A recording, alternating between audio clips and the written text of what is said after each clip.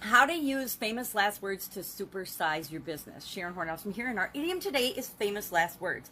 Now, it's interesting, as I was researching this particular idiom, I got the information out of a book that I use, a book of idioms, a book of interesting idioms, and what it means in the book and what I found when I Google searched were kind of two different things. And that's because I didn't Google the idiom famous last words, I just Googled famous last words. And of course I got literally people's dying words, famous last words. Now, it's hard to discern whether they are true or whether they're phony or exaggerated. It's hard to know when people are reporting other people's famous last words. I remember being with my father, and of course, by the time I was with him when he passed away, he wasn't speaking anymore. But I could have, in my mind, imagined something that he said or that I wished he would have said, because it's a traumatic and a really hard time when somebody that you love and care about dies. So anyway, famous last words is attributed to coming from the time of from the military, the time of World War II,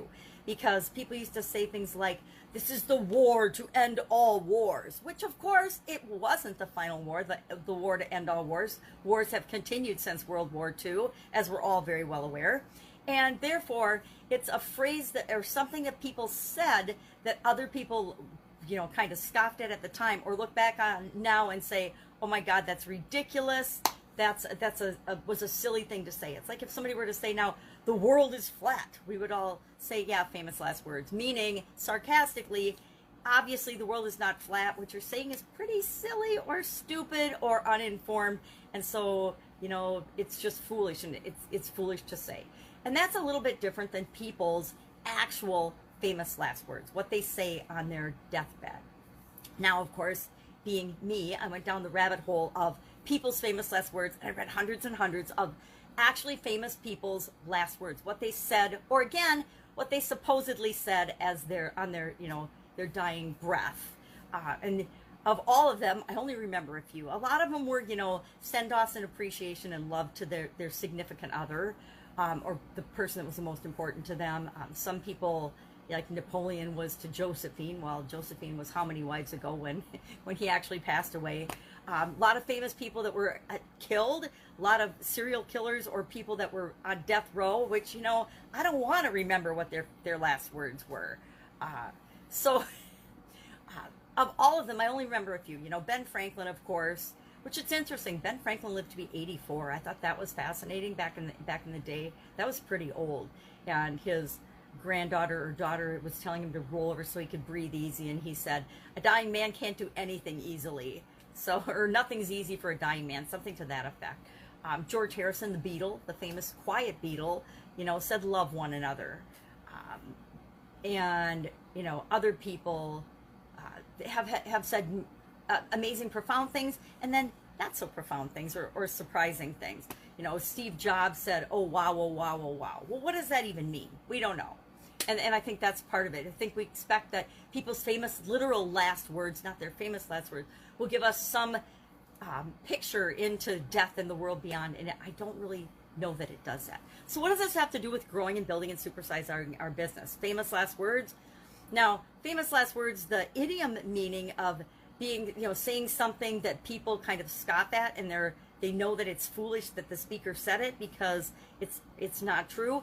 Sometimes in our businesses we do that when we exaggerate or we're bragging about ourselves. It's always better to share stories and testimonials of people that we've helped and are successful customers than to brag about ourselves. It's always better to be talking about what other people have achieved using our products and services than how awesome our products and services are ourselves, because it just comes off as egotistical and vain, and people are put off by that. They don't want to deal with somebody that's just bragging about themselves.